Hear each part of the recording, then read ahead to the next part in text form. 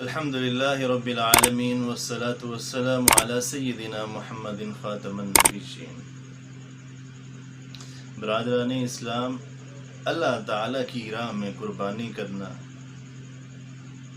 یہ اللہ تعالیٰ کا قرب حاصل کرنے کا ایک ذریعہ ہے۔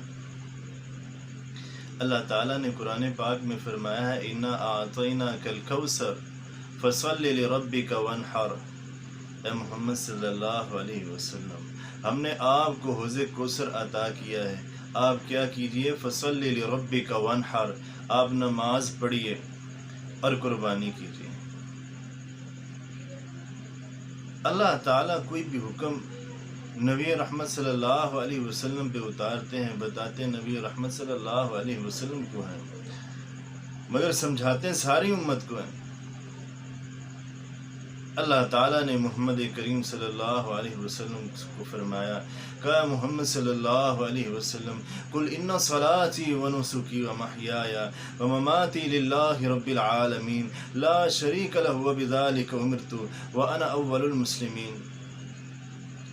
اے محمد صلی اللہ علیہ وسلم تو کہہ ان صلاتی و نسکی، میری نماز، میری قربانی، میرا جینا، میرا مرنا للہ رب العالمین، اللہ تعالیٰ کے لیے، لا شریک لہ وبذالک امرت وانا اول المسلمین، رب کبریا کا، اللہ احکم الحاکمین کا کوئی شریک نہیں ہے اور میں پہلا مسلمان ہوں۔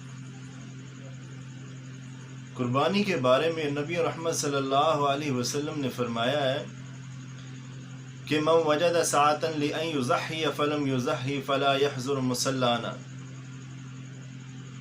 کہ اللہ تعالیٰ کسی انسان کو صاحب استطاعت بناتا ہے، مال و دولت سے نوازتا ہے، اور مال و دولت ہونے کے باوجود وہ انسان اللہ تعالیٰ کی راہ میں قربانی نہیں کرتا، تو محمد کریم صلی اللہ علیہ وسلم نے فرمایا ہے وہ شخص ہمارے ساتھ عیدگاہ میں نہ آئے، ہمارے ساتھ نماز نہ پڑھے۔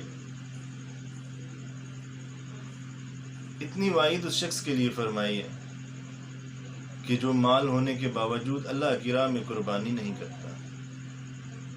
اور ابن عمر رضی اللہ تعالی عنہ کہتے ہیں کہ محمد صلی اللہ علیہ وسلم نے مکہ سے ہجرت کر کے جب مدینہ طیبہ میں آ گئے تو 10 سال رہے۔ آپ صلی اللہ علیہ وسلم نے 10 سال لگاتار ہی اللہ کی راہ میں قربانی کی، کوئی ایسا سال نہیں جانے دیا کہ جس میں اللہ تعالیٰ کے نبی جناب محمد رسول اللہ صلی اللہ علیہ وسلم نے قربانی نہ کی ہو۔ بعض لوگ یہ کہتے ہیں کہ جی قربانی کرنا جو ہے وہ حاجیوں کا کام ہے، نہیں، سب پہ ضروری ہے، صاحب استطاعت پہ ضروری ہے، نبی صلی اللہ علیہ وسلم کا حکم ہے، توفیق الا باللہ علیہ توکلت و الیہ انیب۔